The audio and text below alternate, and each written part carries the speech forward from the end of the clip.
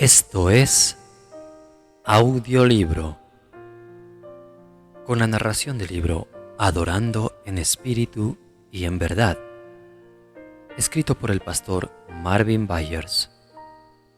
Lectura Christian M. Bienvenidos.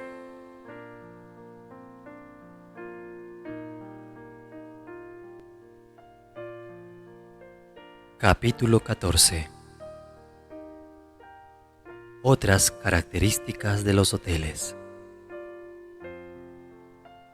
Jesús dijo: en el hogar de mi Padre hay muchas viviendas, en Juan 14:2, Nueva Versión Internacional.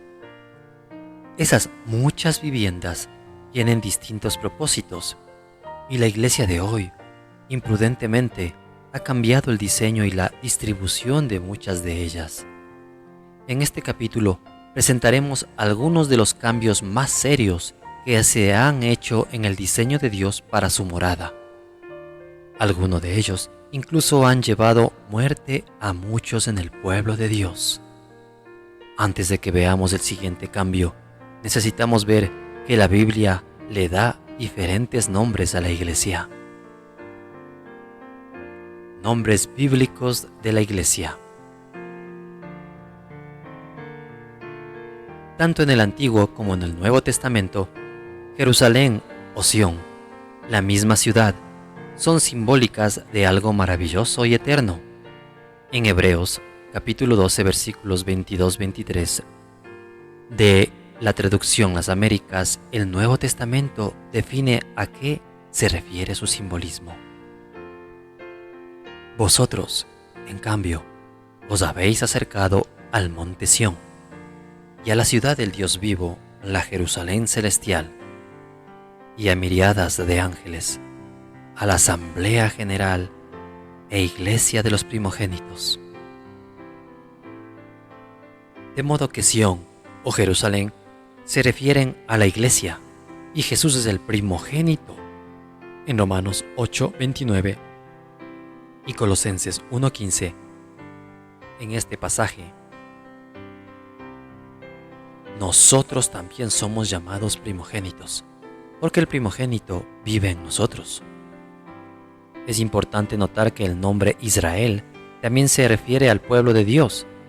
También en el Antiguo como en el Nuevo Testamento se refiere al pueblo de Dios.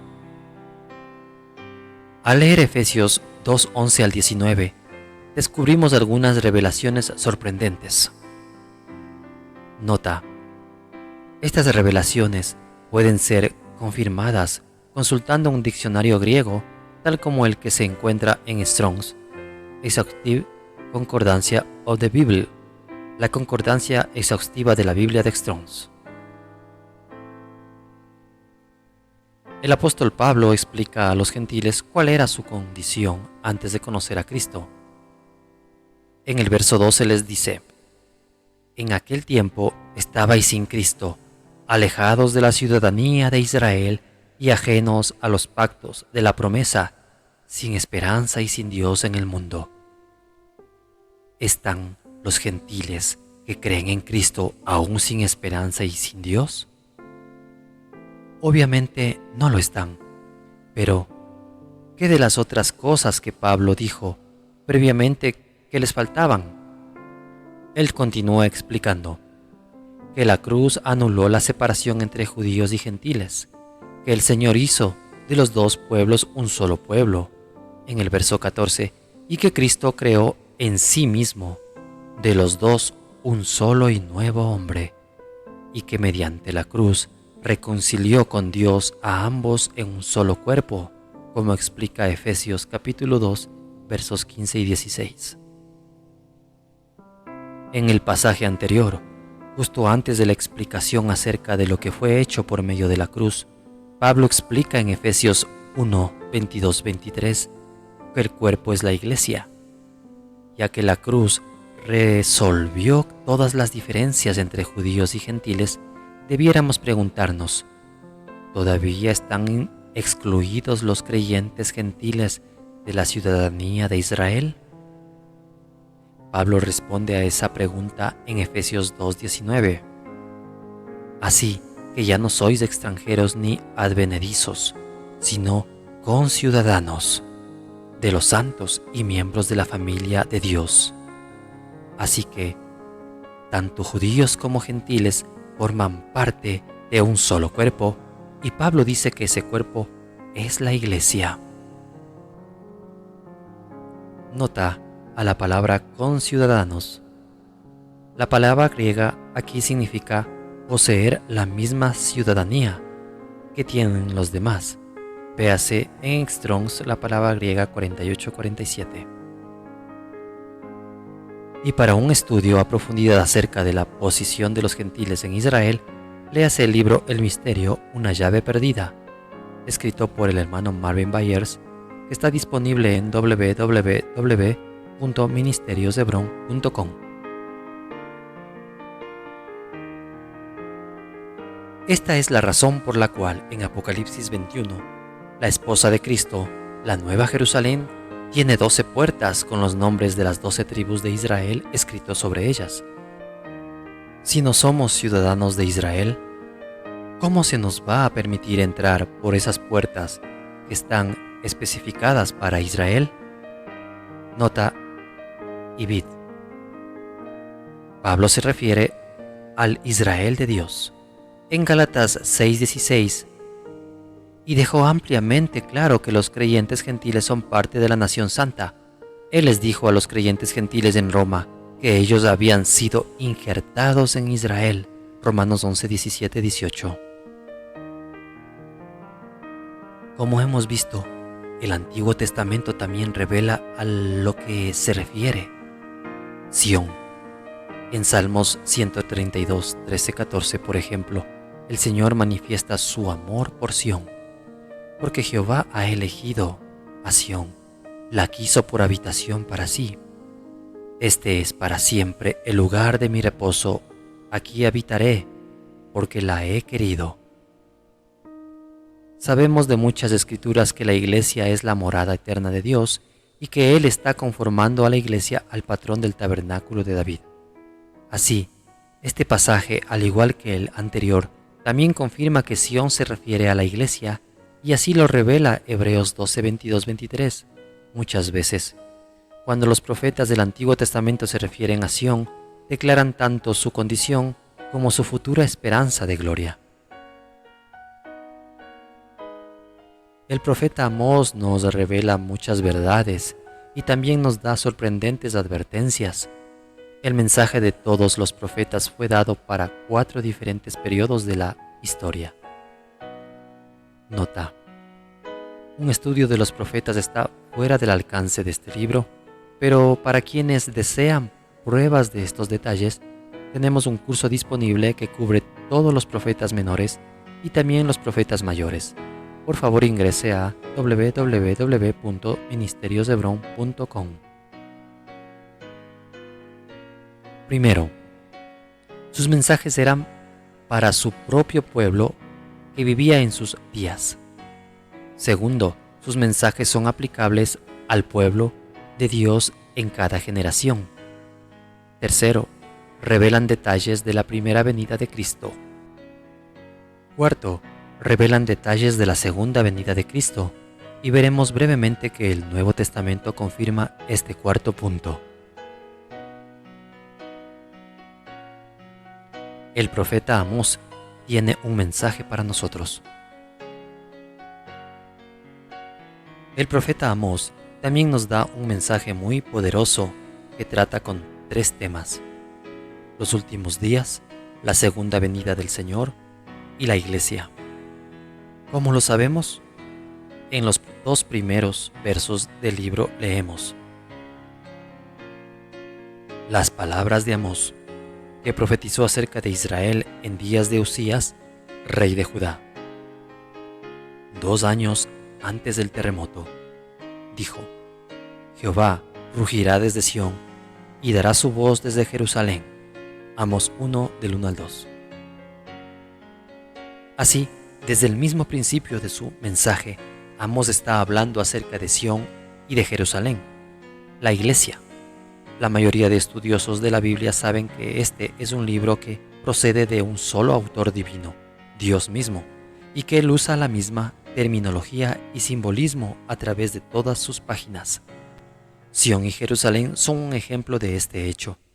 Como hemos visto, ambas palabras representan a la Iglesia, tanto en el Antiguo como en el Nuevo Testamento. ¿Por qué menciona Amós el terremoto que ocurrió en los días del rey Usías? Lo significativo de este terremoto se explica en Zacarías 14.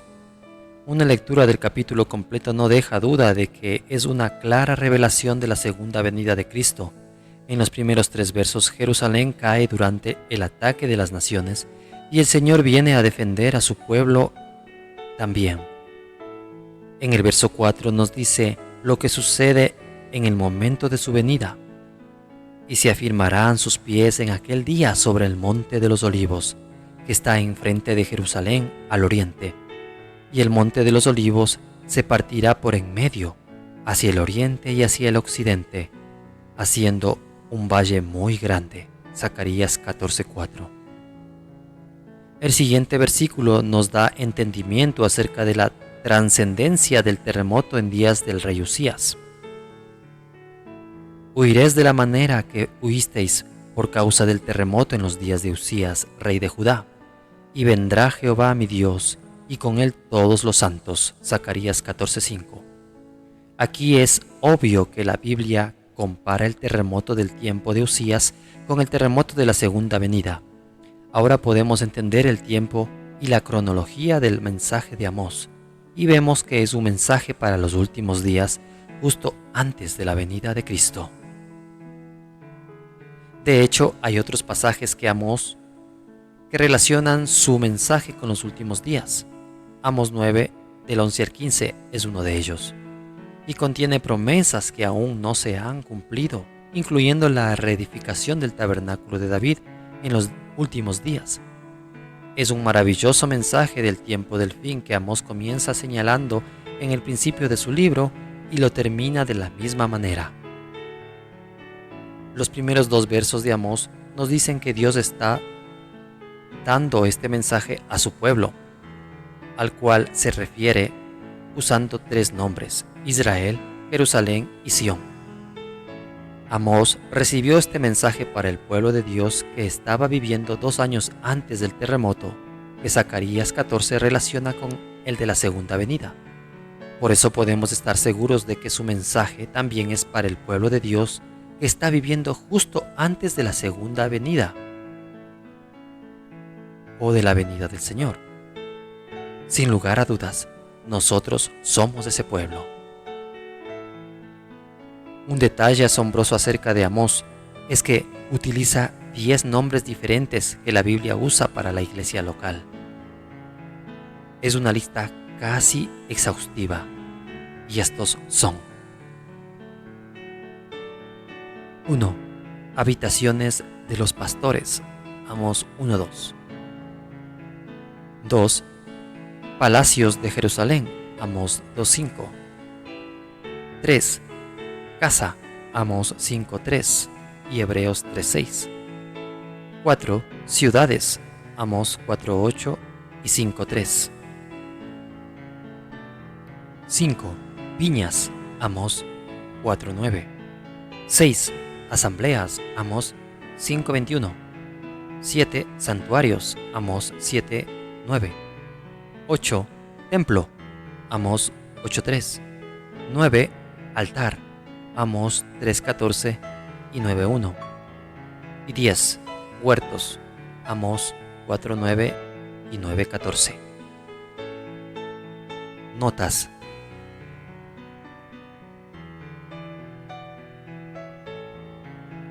Nota A2. Palacio de Jerusalén. Como hemos visto, Jerusalén es la Iglesia universal, y los palacios son lugares de habitación o santuarios que están relacionados con Jerusalén. Lamentaciones 2:7 confirma esto, relacionando los palacios con su santuario y su altar. Nota A4. Ciudades. La ciudad capital Jerusalén es el nombre bíblico de la Iglesia Universal, de modo que ciudades locales o grupos locales que forman parte de esa iglesia serían iglesias locales o células del cuerpo de Cristo como un todo. Isaías 49 exhorta a Jerusalén a hablar a las ciudades de Judá, diciéndoles: He aquí vuestro Dios. Dios está en medio de ellas. También casi todas las epístolas de Pablo fueron escritas a iglesias que fueron llamadas por los nombres de las ciudades en donde se encontraban.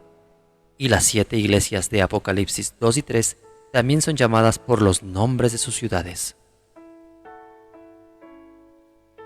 Nota a 5 viñas.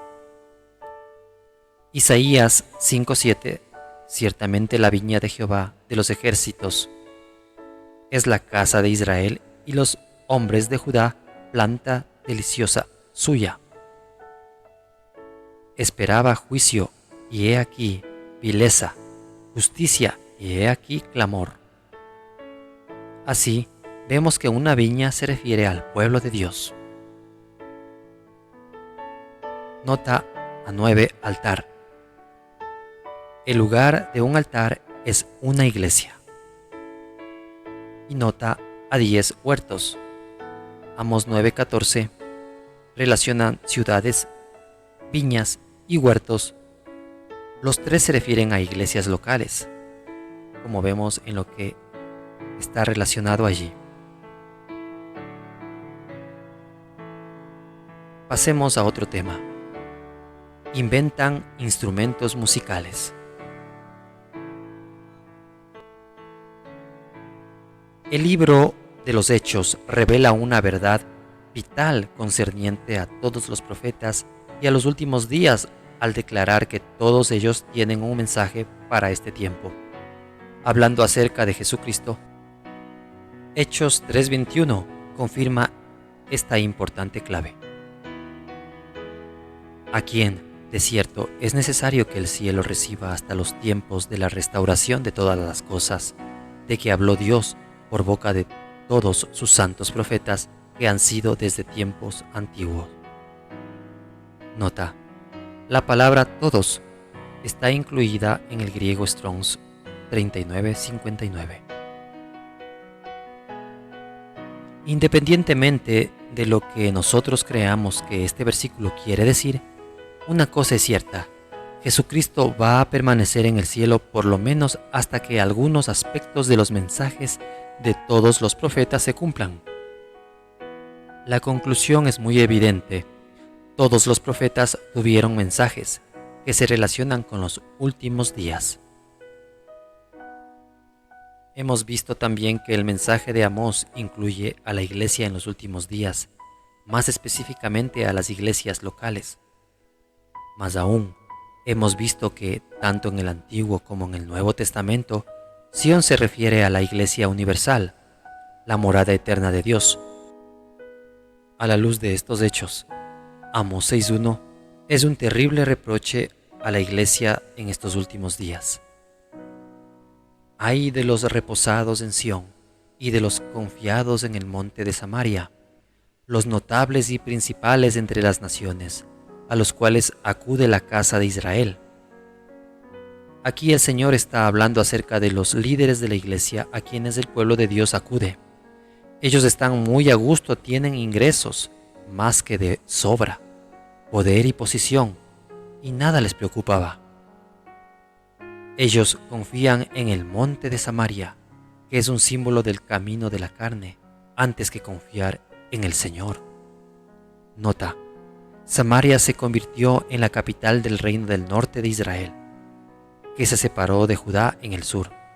Su nuevo rey, Jeroboam, inmediatamente inventó una nueva religión para Israel del norte. Definitivamente esta religión estaba siguiendo el camino de la carne y no el camino de Dios. Primera de Reyes capítulo 12, verso 26-33. Por medio del profeta, el Señor continúa reprendiendo a los líderes de la iglesia. En Amós 6:3, el Señor declara: «Oh vosotros, que dilatáis el día malo y acercáis la silla de iniquidad». Muchos líderes espirituales de hoy les aseguran a sus seguidores que Dios los rescatará de los días malos que están justo por delante. Esta podría ser una razón por la que millones de cristianos no cumplen su deber cívico de votar en los comicios electorales de sus países. Los que sí votan ayudan a escoger a sus líderes.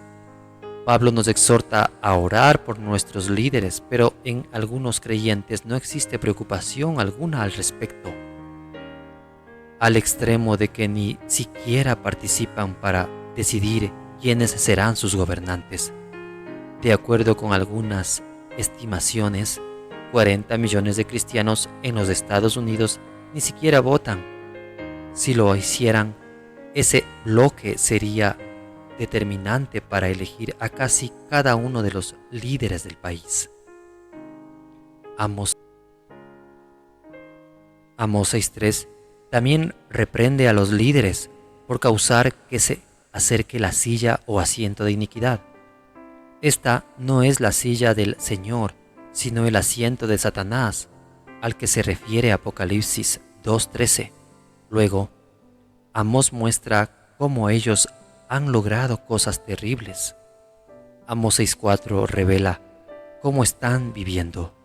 Duermen en camas de marfil y reposan sobre sus lechos, y comen los corderos del rebaño y los novillos de en medio del engordadero. Ellos están viviendo en lujo extremo, lo cual hacen obvio con orgullo, teniendo camas de marfil muy costosas, y se estiran sobre divanes. Esto suena a mucha ociosidad. Y por supuesto, tienen la mejor comida posible, corderos y novillos. Estos fueron los factores principales que causaron que Sodoma escogiera el camino de Satanás, como lo revela Ezequiel 16:49. He aquí que esta fue la maldad de Sodoma tu hermana, soberbia, saciedad de pan y abundancia de ociosidad tuvieron ella y sus hijas, y no fortaleció la mano del afligido y del menesteroso. Para los propósitos de este libro, queremos considerar cuidadosamente la siguiente reprensión que el libro de Amós, algo más que estarán haciendo los líderes de la iglesia justo antes de la venida del Señor. A sabiendas o sin saberlo, ellos están provocando que la presencia de Satanás se acerque a través de su música. Amós 6:5 explica que ellos gorgojean al son de la flauta e inventan instrumentos musicales como David. Una parte muy seria de esta reprensión es que ellos inventan instrumentos de música como David lo hizo. La enorme diferencia es que los instrumentos que David inventó venían de Dios en Primera de Crónicas 16:42. Y, por el contexto de este verso, podemos estar seguros de que los inventos modernos no vienen de Él. Instrumentos de Dios e instrumentos inventados.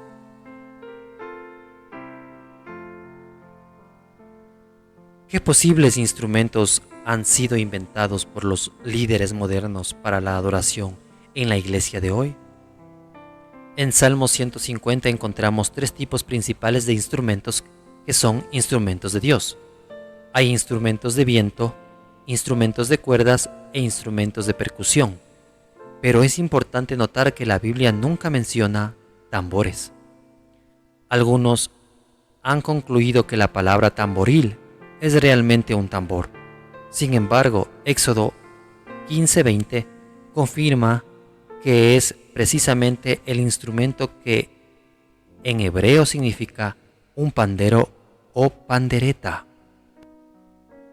Nota: Concordancia de Strong's, número 8596.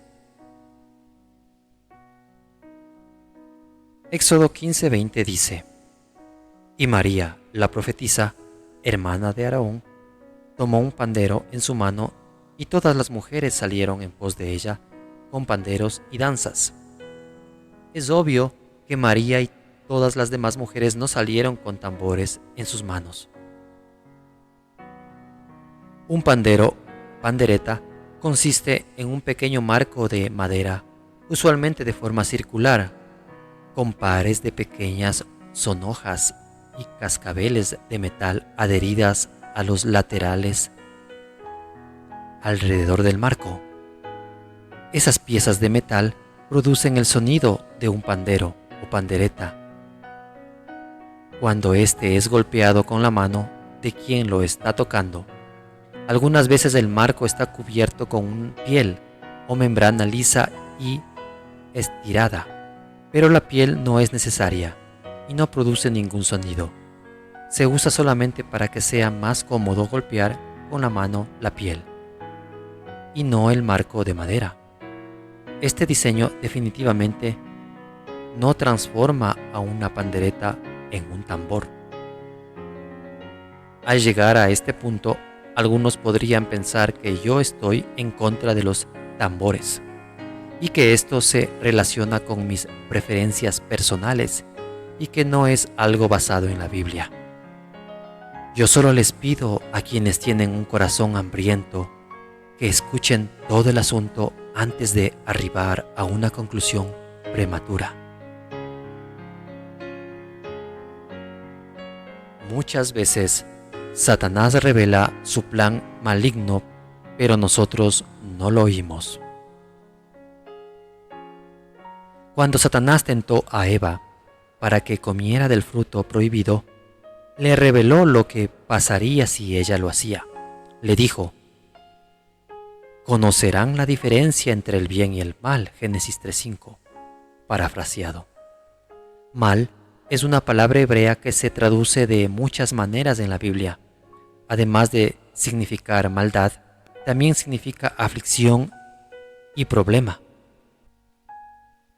Eva ya sabía lo que era el bien, porque lo estaba viviendo, pero no tenía un punto de referencia para saber cómo sería el mal, la aflicción o los problemas.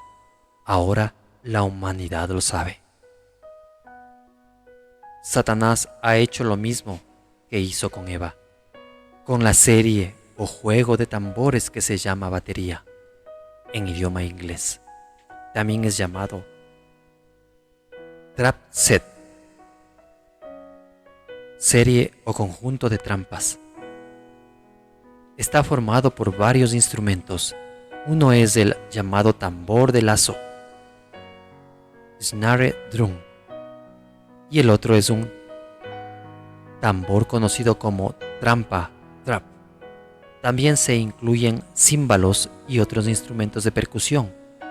El tambor de lazo es una de las partes centrales de una batería. Es sorprendente que el juego de tambores sea llamado un set o juego de trampas e incluya un tambor de lazo y un tambor de trampa. Pareciera como si Satanás está revelando abiertamente lo que les sucede a las personas que escogen la música de una batería. Les esperan trampas y lazos. Veamos cuán cierto es esto en los siguientes capítulos. Actualmente existen muchas iglesias que están usando una serie o conjunto de tambores conocidos como batería para acompañar su alabanza. 3 preguntas que debemos hacernos son los siguientes. ¿Cuándo se inventó el juego de tambores o batería? ¿Cuándo se inventaron los otros instrumentos que se usan actualmente en la iglesia? Y 3. ¿Cuándo comenzaron las iglesias a incorporar baterías en sus reuniones?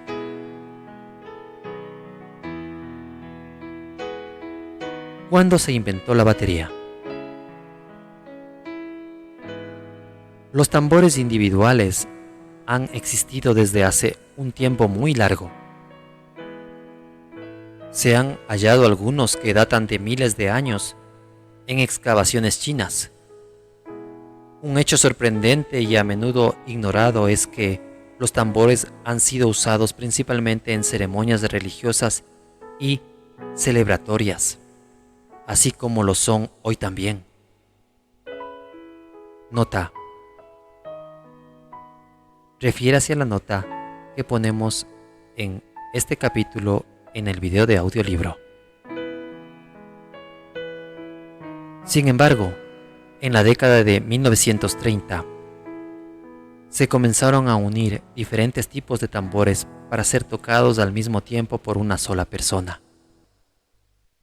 Nota y beat. La baqueta o palillos en su forma presente fue finalmente inventada en 1963 por un miembro de la Orquesta Sinfónica de Boston. Nota, refiérase a la nota que ponemos en el video de este capítulo de audiolibro para su mejor comprensión. Entre la década de 1930 y 1963, la batería fue agrandada un poco de su forma original, por lo que podemos concluir que la batería completa en su forma presente fue inventada entre la década de 1930 y principios de la década de 1960. ¿Cómo se inventaron los otros instrumentos? Ninguno de los instrumentos musicales que se usan hoy en día es exactamente como los que se encuentran en Salmos 150. Pero la cuestión no es el diseño, sino más bien el sonido que esos instrumentos producían y el efecto que tenían en los oyentes.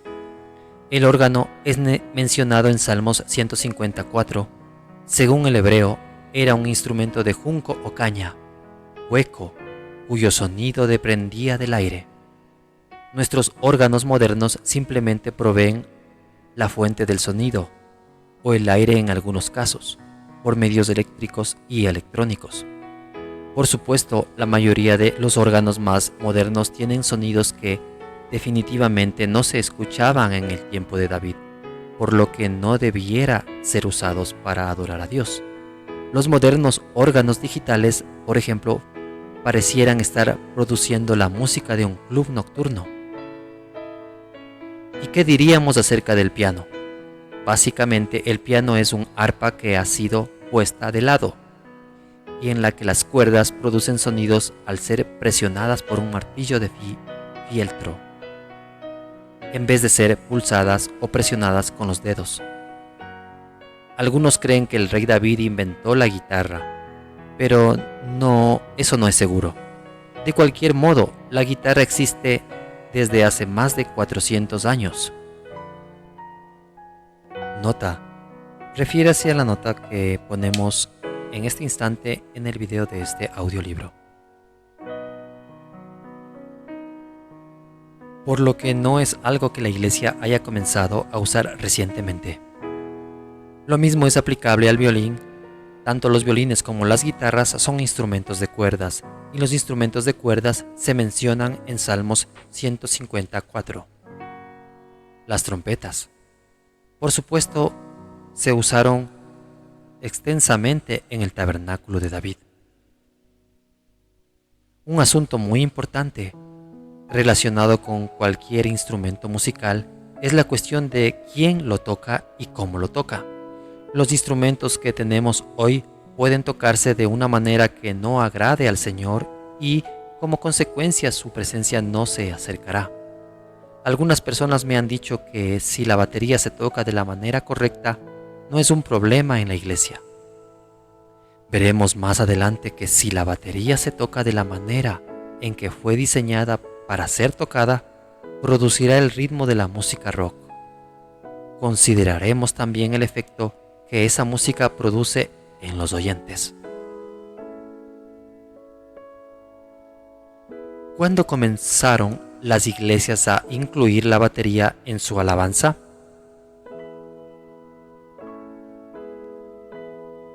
No proporcionaré mucha documentación para responder a esta pregunta, porque mi propio testimonio es mi documentación. Yo viví durante ese periodo de la historia de la iglesia y conozco por experiencia lo que en realidad sucedió.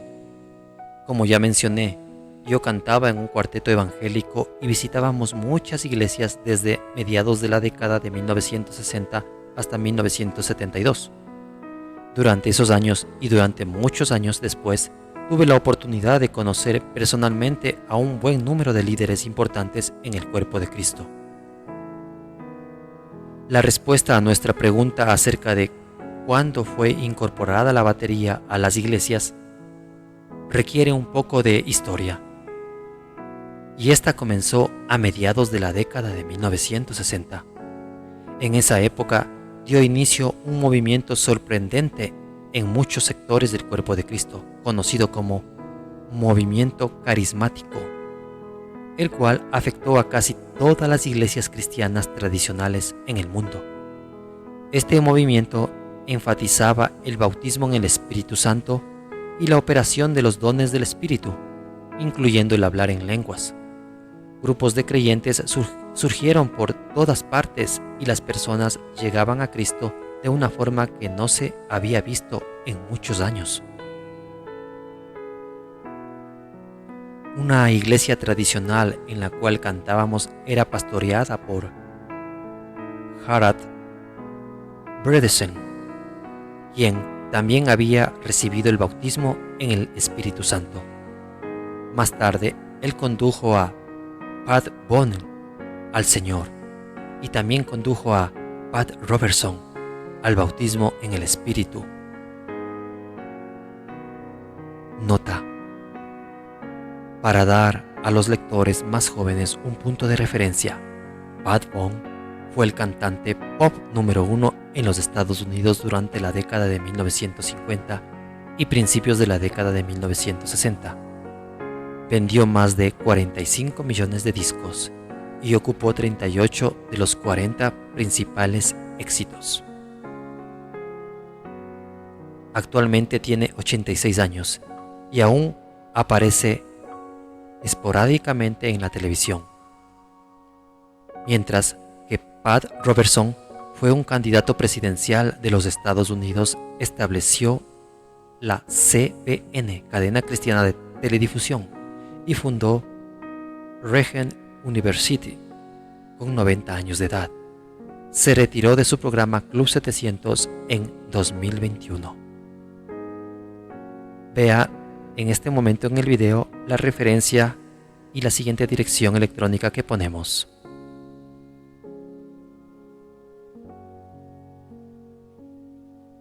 Continuamos. Conforme el movimiento progresaba, músicos del mundo secular también fueron tocados por el Señor y se hicieron miembros de algunos de los muchos grupos de creyentes que más tarde se convertirían en iglesias. Muchos de los líderes mismos de esos grupos habían conocido al Señor recientemente. Algunos solo tenían unos pocos meses de conocerlo, y los que eran espiritualmente más maduros habían sido creyentes apenas por unos 2 años. Llegaron a ser líderes porque eran oradores, elocuentes, y sus prédicas eran interesantes. Tristemente, la mayoría de ellos no tenían una brújula espiritual y no tenían un mentor en el Señor. Muchos no habían leído la Biblia entera, ni siquiera una vez, de modo que no tenían idea de cómo quería el Señor que funcionara su iglesia, y no pudieron ver el peligro de permitir que el mundo introdujera su influencia en ella. Uno de los errores frecuentes de estos líderes fue usar a consumados músicos seculares como parte del ministerio musical de sus grupos que llegaron a ser iglesias. En por lo menos un caso, se supo que los músicos consumían drogas cuando no estaban en el servicio de la iglesia y que recibían canciones mientras estaban bajo la influencia de las drogas, las cuales enseñaban después a la iglesia. Varias de esas canciones se grabaron en discos y llegaron a ser muy populares entre muchos miembros del cuerpo de Cristo. Algunos de estos nuevos líderes, juntamente con los recién incorporados músicos, llegaron a la conclusión de que la música del mundo más movida o animada atraería más gente a sus iglesias. La música movida es más efectiva si tiene un ritmo, pues si no, no es movida. Y para el mundo el ritmo más efectivo que es el que produce la batería. Prueba de esto es que el ritmo de la batería es lo que toda la música rock tiene y esa música es la más popular en el mundo hoy. Así entró la batería a las iglesias. Para mediados de la década de 1970 muchas iglesias empezaron a usarla. Esto nos asombró a muchos, porque nunca antes en la historia ninguna iglesia evangélica había usado jamás la batería. Ya para la década de 1990 era difícil hallar tan siquiera una iglesia entre las carismáticas que no usara la batería. La razón era simple. Los líderes habían visto que donde quiera que se usaba música rock, las iglesias crecían rápidamente e incluso se convertía en mega iglesias. Los líderes de las iglesias grandes han admitido que en realidad la música rock es la razón de su éxito. Esto era ya bien comprendido desde la década de 1990. En esos días, uno de los líderes principales de una denominación pentecostal muy grande enseñaba en reuniones con sus pastores que hay dos claves para edificar una iglesia floreciente en cualquier ciudad del mundo. Lo cito a continuación. Dijo que la primera clave es encontrar al mejor baterista de la ciudad y contratarlo. La segunda clave es dar con el mejor guitarrista en la ciudad y contratarlo. Y deshacerse del órgano, pues no necesitamos música de funeral en la iglesia. Su consejo no dijo que esos músicos ni siquiera debieran ser cristianos. La mayoría de los pastores de esa denominación han seguido su consejo y han contratado a los mejores bateristas y guitarristas disponibles, y ahora también usan a conjuntos de rock los domingos por la mañana. ¿Funciona? La gente acude para ser entretenida y la iglesia crece como maleza. Algunos de esos músicos pagados literalmente viajan los domingos por la mañana de una iglesia a otra para entretener a la gente en diferentes iglesias. Lo he visto con mis propios ojos. Imagínese hasta dónde ha progresado la iglesia. Qué lástima que el rey David no tenía la batería disponible en su tiempo, ni conjuntos de rock para impresionar e inspirar a la gente. Hubiera podido convencer incluso a las naciones paganas que rodeaban a Israel para unirse a su música y adorar. Así su influencia hubiera aumentado inmensamente. El problema es que si la música y la adoración de David no es conforme a la música y a la adoración del cielo, entonces el Señor no nos ha dado un ejemplo a seguir en esta importante área. ¿Quién en la Biblia es un adorador mayor que David? Si nosotros no tuviéramos un ejemplo dado por Dios, entonces seríamos libres de agregar y sustraer cualquier cosa que nos haga sentir bien en nuestro intento por reedificar el tabernáculo de David. También es asombroso considerar que ninguna iglesia cristiana había usado jamás los tambores, y mucho menos la batería, en los últimos 2000 años. Usarlos es ciertamente un invento moderno y contemporáneo.